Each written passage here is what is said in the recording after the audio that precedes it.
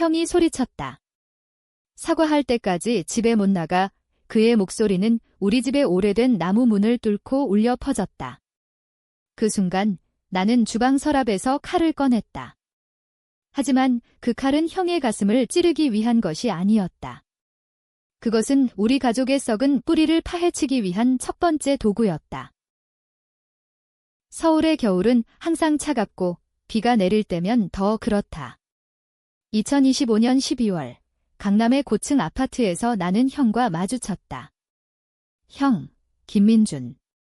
우리 집안의 장남, 삼성전자에서 일하는 엘리트, 그리고 내 인생을 망친 유일한 사람. 5해 전 나는 형의 죄를 대신 짊어지고 감옥에 갇혔다. 회사 자금 횡령. 그 혐의는 나에게 떨어졌고 형은 자유로웠다. 출소한 지 겨우 일주일, 집으로 돌아온 나는 형의 그 말 한마디에 모든 것을 깨달았다. 사과. 그건 형의 또 다른 속임수였다. 민호야, 내가 왜 그랬는지 알아. 아버지의 유산을 훔치다니. 가족의 명예를 더럽힌 내가 먼저 용서를 구해야지. 형의 눈빛은 차가웠다. 그는 소파에 앉아 와인 잔을 기울이며 말했다. 그의 손목에는 명품 시계가 반짝였고 그 시계는 아버지의 유품이었다. 아버지, 김태호. 삼성의 중간 관리자였던 그는 5해 전 갑작스러운 심장마비로 세상을 떠났다. 하지만 나는 알았다. 그건 우연이 아니었다. 나는 칼을 쥔 손을 내려놓고 형을 똑바로 쳐다보았다. 형, 그 돈은 내가 훔친 게 아니야. 내가 지시한 거잖아. 형의 미소가 살짝 일그러졌다. 그는 일어나 창가로 걸어갔다. 밖에서는 비가 쏟아지며 서울의 야경을 흐렸다. 증거는 내가 혼자 저지른 일로 재판에서 판결 났어. 이제 와서 후회하나 봐. 그의 목소리는 부드러웠지만 그 안에 숨겨진 독이 느껴졌다. 그날 밤 나는 형이 잠든 후 그의 서재로 들어갔다. 형은 항상 잠이 깊었다. 특히 술을 마신 후에는. 서재 문을 열자 먼지 쌓인 책장과 컴퓨터가 보였다. 나는 형의 노트북을 열었다. 비밀번호는 여전했다. 티호 1980분. 아버지의 생일, 아이러니했다. 화면에 떠오른 이메일 폴더. 기밀. 그 안에 5해 전의 기록이 있었다. 형이 나에게 보낸 지시, 민호야, 이 돈을 빼내. 아버지의 프로젝트를 살리기 위해. 하지만 그 돈은 아버지의 프로젝트가 아니라 형의 사적인 도박빚을 메우기 위한 것이었다. 나는 파일을 하나하나 열었다. 형은 회사에서 승진을 위해 아버지의 실적을 조작했다. 그리고 그 과정에서 아버지가 의심을 품자. 아버지의 사인은 심장마비가 아니었다. 의료 기록을 조작한 흔적이 있었다. 형은 의사를 매수했다. 내 손이 떨렸다. 이건 단순한 배신이 아니었다. 살인이었다. 형은 아버지를 죽였고 나를 희생양으로 삼아 자신의 자리를 지켰다. 다음 날 아침, 형은 평소처럼 출근 준비를 했다. 민호야, 오늘은 나랑 같이 회사 갈래? 내 재기를 도와줄게. 그의 미소는 완벽했다. 하지만 나는 이미 계획을 세웠다. 사과.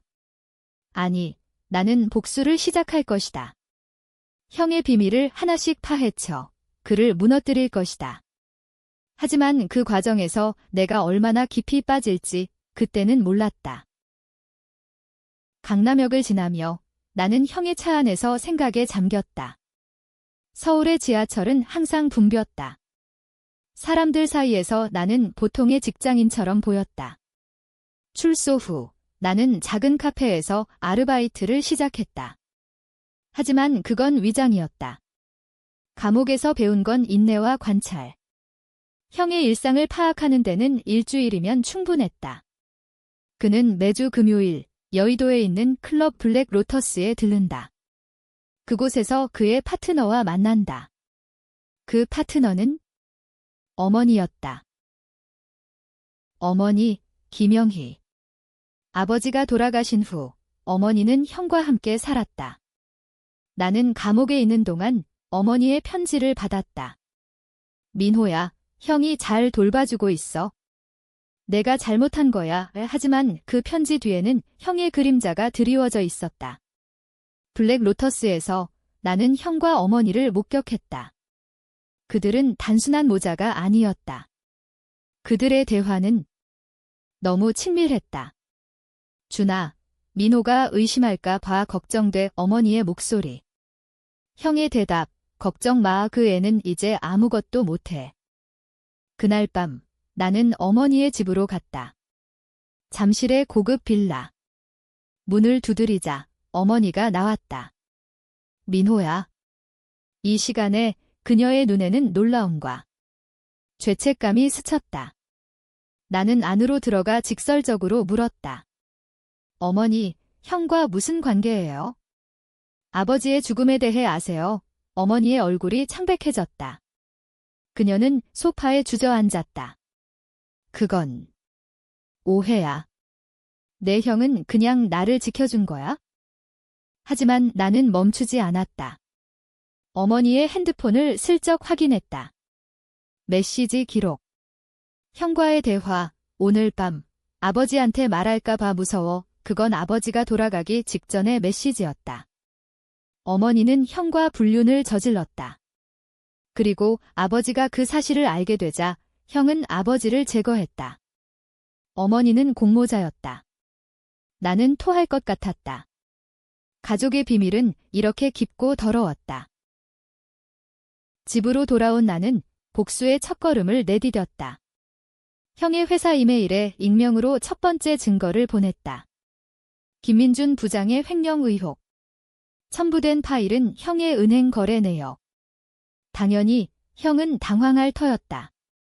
다음 날 형의 전화가 왔다. 민호야, 이게 무슨 짓이야? 내가 한 거지. 그의 목소리는 떨리고 있었다. 나는 웃었다. 형, 이제 시작이야. 이 복수는 단순한 분노가 아니었다. 그것은 가족의 썩은 뿌리를 뽑아내는 과정이었다. 하지만 형은 만만치 않았다. 그는 이미 내 움직임을 예측하고 반격을 준비하고 있었다. 서울의 밤은 깊었고 비는 여전히 내리고 있었다. 나는 창가에 서서 생각했다. 이 길의 끝에 나는 무엇을 얻을까? 정의. 아니면 더 깊은 어둠. 형의 반격은 빨랐다. 다음 주 월요일, 나는 카페에서 일하다가 경찰이 왔다. 김민호 씨, 회사 자금 유용 혐의로 조사받아야 합니다. 형의 지시였다. 그는 나의 익명 이메일을 역추적해 나를 다시 함정에 빠뜨렸다. 하지만 이번에는 다르다. 나는 이미 증거를 백업해두었다. 변호사를 고용하고 형의 불륜과 아버지 사망 관련 의료 기록을 제출했다. 조사실에서 나는 형을 불렀다. 형, 왜 이렇게까지 해? 우리는 혈육이잖아. 형은 유리창 너머에서 웃었다. 혈육. 내가 우리 가족을 배신한 순간, 그건 끝났어. 그의 눈에는 광기가 스쳤다. 형은 어렸을 때부터 완벽주의자였다. 아버지의 기대를 짊어진 장남으로 그는 나를 동생이 아닌 경쟁자로 보았다. 감옥에서 보낸 5해 동안 나는 형의 과거를 파헤쳤다. 형은 대학 시절부터 도박에 빠져 있었다. 그 빚을 갚기 위해 아버지의 돈을 훔쳤고 나를 이용했다. 출소 후 나는 형의 파트너 중 하나를 만났다. 이수연. 형의 회사 후배, 그리고 그의 연인. 그녀는 카페 손님으로 위장해 나에게 접근했다. 민준 오빠가 당신을 미워해요. 하지만 나한테는 솔직했어요. 아버지 죽음은 사고였대요. 하지만 그녀의 눈빛은 거짓이었다. 나는 그녀를 추적했다. 그녀의 아파트에서 형과 어머니의 사진을 발견했다. 삼각관계. 어머니는 형의 연인이었고 이수연은 그걸 알면서도 형을 사랑했다. 나는 이수연을 설득했다. 수연 씨, 형의 비밀을 폭로하면 당신도 자유로워질 수 있어. 그녀는 망설였다. 하지만 민준 오빠는 나를 구해줬어요. 회사에서 괴롭힘 당할 때 형의 또 다른 얼굴. 그는 희생자를 구하는 영웅처럼 보이려 애썼다. 하지만 그 뒤에는 항상 계산이 있었다. 우리는 거래를 했다. 그녀가 형의 회사 컴퓨터에 접근해 더 많은 증거를 빼내는 대신 나는 그녀를 보호해줄 터였다. 그 과정에서 나는 어머니를 다시 만났다. 어머니는 울면서 말했다. 민호야, 내 형은 아버지가 죽기 전에 우리 관계를 알았어. 그는 화가 나서 어머니의 고백은 충격이었다. 아버지는 형의 불륜을 알았고 형은 아버지를 죽이지 않았다. 어머니가 독을 탔다. 형은 그걸 알았지만 침묵했다. 왜? 어머니를 사랑했기 때문이다.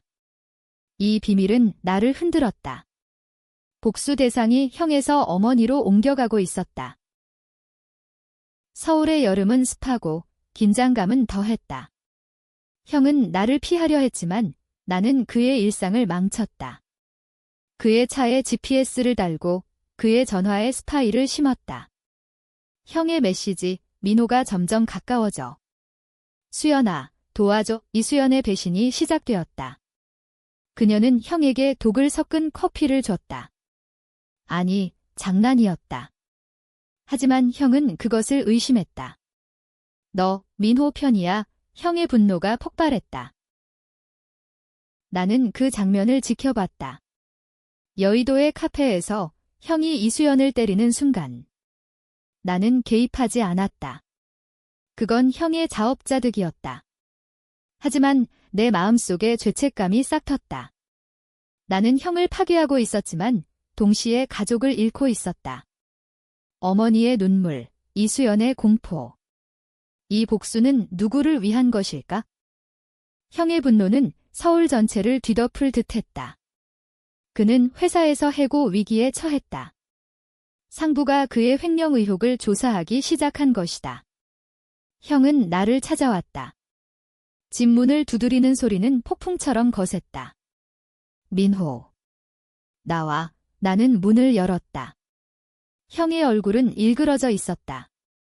내가 다 한 거지? 왜 나를 이렇게 만들어? 그는 나를 벽으로 밀쳤다. 그의 손이 내 목을 조르기 시작했다. 형, 그만해. 이건 내가 시작한 거야. 나는 형의 손을 뿌리쳤다. 우리는 바닥에 쓰러졌다. 형의 눈에는 눈물이 고여 있었다. 아버지가 나를 미워했어? 어머니와의 일 때문에. 나는 그냥 지키고 싶었어. 그의 고백은 예상치 못했다. 형은 아버지의 죽음을 막으려 했지만 어머니의 독약을 알면서도 늦었다. 그는 나를 감옥에 보낸 이유. 그 증거를 숨기기 위해. 형은 나를 보호한 게 아니라 자신을 보호한 것이었다. 그날 밤, 우리는 처음으로 진심을 나눴다. 아니, 그건 착각이었다. 형은 나를 속이려 했다. 민호야, 함께 어머니를 처벌하자. 우리 둘이서. 그의 말은 달콤했다. 하지만 나는 이미 이수연에게서 모든 걸 들었다. 형은 어머니를 사랑했고 그녀를 위해 아버지를 죽인 공범이었다. 그들은 함께 도망칠 계획을 세웠다. 나는 장애물이었다. 나는 형의 제안을 받아들인 척했다. 좋아, 형 어머니를 만나보자. 우리는 어머니의 집으로 갔다.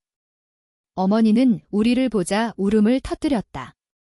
둘 다 미안해. 식탁 위에 차가 놓여 있었다. 나는 그 차에 손을 대지 않았다. 형이 먼저 마셨다. 어머니, 이제 끝내요. 그의 말에 어머니가 고개를 끄덕였다. 하지만 그 차에는 아무것도 없었다. 형의 함정. 그는 경찰을 불렀다. 어머니가 체포되었다. 독살 혐의로. 나는 충격에 빠졌다. 형은 나를 이용해 어머니를 제거했다. 민호야, 이제 우리 둘만 남았어. 가족으로 다시 시작하자 그의 미소는 승리자의 것이었다. 하지만 나는 이미 형의 은행 계좌를 해킹했다. 그의 도박 기록, 매수한 의사의 증언. 나는 그걸 언론에 보냈다. 다음 날 뉴스 헤드라인, 삼성 부장, 아버지 살해 공모 의혹. 형의 삶은 무너졌다. 그는 자살 시도를 했다. 병원에서 깨어난 형은 나를 원망했다. 왜? 나는 대답했다. 형, 이건 복수가 아니야. 정의야. 하지만 내 마음은 갈기갈기 찢어졌다. 어머니의 체포, 형의 고통. 나는 무엇을 한 걸까? 서울의 가을은 쓸쓸했다. 나는 이수연과 함께 형의 재판을 준비했다. 그녀는 이제 내 편이었다. 민준 오빠는 나쁜 사람이 아니에요? 그냥 사랑에 미쳤을 뿐의 그녀의 말은 나를 흔들었다. 형은 사랑 때문에 미쳤다. 나도. 이 복수는 사랑의 변형일까? 재판날, 법정은 기자들로 가득 찼다. 형은 수갑을 찬 채 서 있었다. 그의 눈은 텅 비어 있었다. 검사는 증언을 시작했다. 피고 김민주는 아버지 김태호를 독살한 어머니와 공모했다. 동생 김민호를 희생양으로 삼아 증거를 은폐했다. 증인석에 이수연이 섰다. 그녀의 목소리는 떨렸다. 민준 오빠는 저를 사랑했어요. 하지만 그 사랑은 파괴적이었어요. 형은 나를 쳐다봤다. 민호야, 내가 이겼어. 만족해. 그의 말은 비아냥이었다. 하지만 재판 중 트위스트가 일어났다. 어머니의 변호사가 증거를 제출했다. DNA 검사, 독약은 내 손자국이 있었다. 5해 전, 감옥에 가기 직전 나는 어머니의 차에 손을 댔다. 하지만 그건 우연. 아니, 기억났다. 형이 나에게 어머니 차에 독을 타라고 속삭였었다. 형의 또 다른 함정. 그는 나를 범인으로 만들려 했다. 법정은 소란스러워졌다. 판사는 재심을 명령했다. 나는 무너졌다. 복수의 칼날이 나 자신을 베었다. 형은 웃었다. 봤지? 우리는 똑같아. 그는 옳았다. 나는 형처럼 되었다. 비밀을 숨기고 사람을 이용하고. 이수연은 나를 떠났다. 당신도. 민준 오빠랑 같아요. 밖에서 나는 비를 맞았다. 서울의 겨울이 다시 왔다. 나는 형의 감옥방을 방문했다. 형, 왜 나한테 그랬어? 형은 대답했다. 내가 약했으니까. 아버지의 사랑을 독차지하려 했으니까. 그의 말은 거짓이었지만 아팠다. 우리는 어렸을 때부터 경쟁했다. 아버지는 형을 칭찬하고 나를 무시했다. 그 불균형이 우리를 망쳤다. 나는 복수를 포기했다. 아니, 포기한 척했다. 실제로는 더 깊은 계획을 세웠다. 형의 변호사를 매수하고 어머니를 석방시켰다. 하지만 그 대가로 나는 모든 걸 잃었다. 회사에서 쫓겨난 형은 거리로 나앉았고 어머니는 정신병원에 입원했다. 나는 홀로 남았다. 최종 재판. 형은 무죄. 증거 부족. 하지만 그는 이미 망가졌다. 회사, 명예, 가족. 모든 게 사라졌다. 어머니는 병원에서 죽었다. 자살. 유서, 미안해, 민호야. 내 형을 용서해. 나는 형을 찾아갔다. 한강 다리 아래 형은 술에 취해 앉아 있었다. 민호. 왜 안 끝내? 그의 눈은 공허했다. 나는 칼을 꺼냈다. 5해 전에 그 칼 이 형. 이제 끝내자. 형은 웃었다. 찔러봐. 어차피 난 이미 죽었어. 나는 칼을 버렸다. 아니, 형, 우리는 살아야 해. 이 그림자를 벗어나. 우리는 포옹했다. 눈물이 흘렀다. 하지만 그건 트위스트였다. 형의 손에 칼이 쥐어져 있었다. 그는 나를 찔렀다. 미안, 민호야. 내가 용서할 수 없으니까. 나는 피를 흘리며 쓰러졌다. 형은 도망쳤다. 하지만 경찰이 왔다. 형은 체포되었다. 살인. 이번엔 진짜. 병원에서 깨어난 나는 형의 재판을 지켜봤다. 형은 사형. 그의 마지막 말, 민호야, 사랑했어. 나는 고개를 저었다. 나도. 이 복수는 누구의 승리? 나는 살아남았지만 빈 껍데기. 서울의 거리를 걷다. 나는 카페에서 일한다. 사람들의 미소를 보며 내 그림자를 본다. 배신의 그림자는 영원하다. 어쩌면 그것이 정의.